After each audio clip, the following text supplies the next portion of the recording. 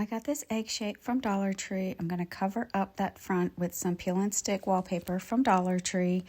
And I just stick it down a little bit first and then peel the rest of that backing off and stick it down some more and then cut it out.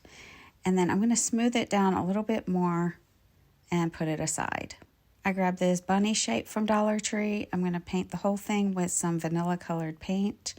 And once it's dry, I'm going to go around it with some mossy colored paint, kind of in a dry brush fashion. I just put a tiny little bit of paint on that brush and I'm going around it to kind of outline it, I guess. And then I smooth it out with an emery board to make it look more blended in. Once that's finished, I take one of these napkins from Dollar Tree. I separate the plies with a little bit of glue on my fingers and then cut out one of the squares.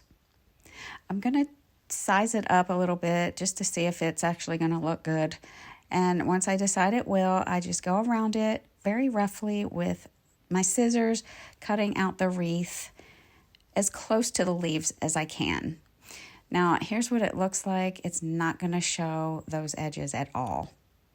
I'm going to put some Mod Podge on my bunny at the bottom and lay my napkin on top.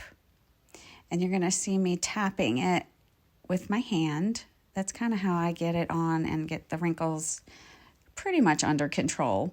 You'll see me tapping it some more as I dry it. But again, I'm being very careful.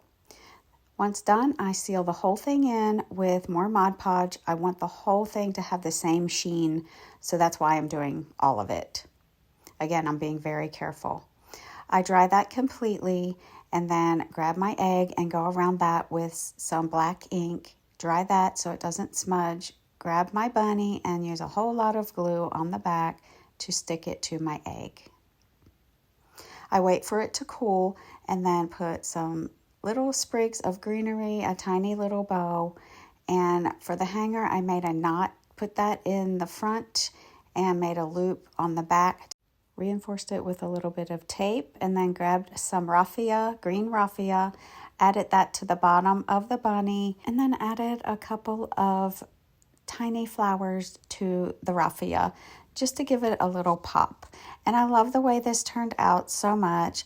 I think it's so precious, and I'm sorry about the lighting in my house.